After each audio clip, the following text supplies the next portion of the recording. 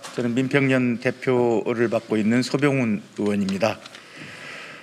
지난 12월 16일 법무부 검찰 징계위원회, 검사 징계위원회에서는 윤석열 총장을 판사 사찰 등의 이유로 정직 2개월을 의결했습니다. 그리고 그 내용을 추미애 장관이 대통령께 제가 요청을 했고, 문재인 대통령은 그날 몇 시경입니까? 그 재가를 하셨습니다.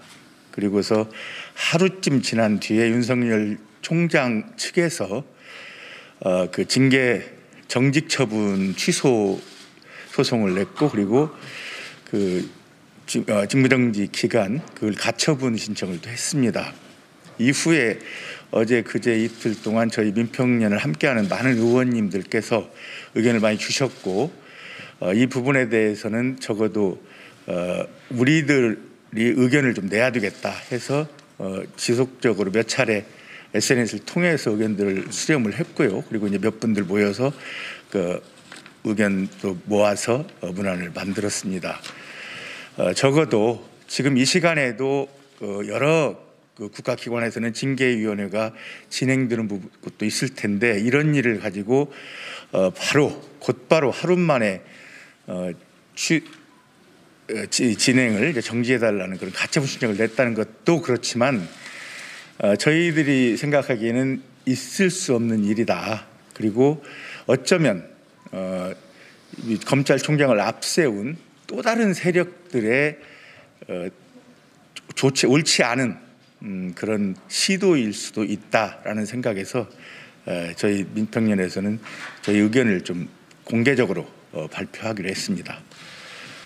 윤석열 검찰총장 즉각 사퇴하라.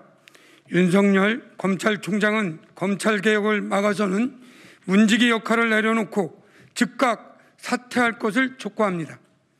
검찰개혁은 국민의 준엄한 명령이자 시대정신입니다. 검찰 권력을 지키기 위한 항명은 국민과 맞서는 것이며 시대정신과 싸우는 것입니다. 윤석열 총장은 검찰개혁의 과정에서 검찰총장으로서 직분을 망각하고 개혁에 저항하며 권력을 남용했습니다. 검찰징계위원회는 주요사건 재판부 분석 문건의 작성 및 배포, 채널A 사건 관련 감찰 방해, 채널A 사건 관련 수사 방해, 정치적 중립에 관한 부적절한 언행 등의 위신 손상을 인정하며 정직 2개월의 징계를 의결하였습니다. 이에 헌정사상 초유의 검찰총장 중징계가 적합한 절차에 의해 의결됐고, 임명권자인 대통령의 재가까지 내려졌습니다.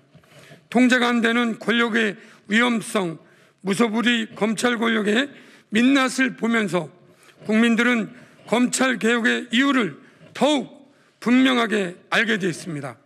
하지만 윤 총장은 행정소송과 집행정지를 신청하며 징계 불복 의사를 밝히고 있습니다.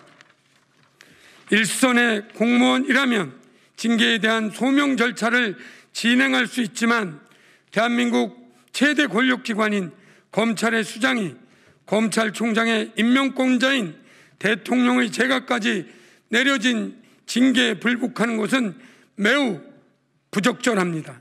또한 검찰총장의 개인 고치 문제로 검찰개혁에 저항하는 일부의 검찰 조직과 야당, 언론에 기대어 임명권자인 대통령에게 항명을 하는 모습은 과거 검찰총장들의 전례에서도 찾아보기 힘든 비상식적인 반발일 뿐입니다. 코로나로 힘들어하고 있는 국민들을 갈등과 반목의 광장으로 내몰고 자신은 권력의 울타리 안에서 자기 방어를 하려는 것은 공직자로서 결코 올바른 자세가 아닙니다. 이에 우리 더불어민주당 민평년 의원들은 윤석열 검찰총장이 검찰개혁을 막기 위해 검찰총장 자리에 연연하는 것이 아니라 즉각 사퇴할 것을 촉구합니다. 2020년 12월 18일 경제민주화와 평화통일을 위한 국민연대 국회의원 일동. 세상 만사는 상식선에서 정리되는 것이 가장 평화롭고 그리고 이치에 맞다고 생각합니다. 그런데 윤석열 총장이 상황이 이렇게까지 왔는데 또 끝까지 저항하는 모습을 보이는 것은 추하기도 하고 상식에 반하는 행동이라고 생각합니다. 검찰개혁이 어제 오늘의 일이 아닙니다. 20년이 넘은 국민의 소망입니다. 그걸 해내기 위해서 공수처가 이제 출범을 합니다. 그리고 검찰이 자체 개혁을 해야 되고 그 꼭지에 있는 검찰총장이 어떤 일을 했는지 우리가 다 알고 있는 바입니다. 이 스스로 내려놓고 물러나야 함에도 불구하고 저렇게 발버둥 치는 모습은 참으로 보기 안타깝고 불쌍합니다.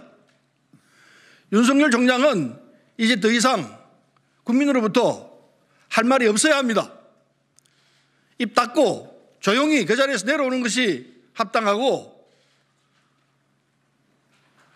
여기에 대해서 법적인 조치도 사법부에서 하겠습니다마는 국민의 상식에 맞게끔 행동하기를 부탁합니다. 이상입니다.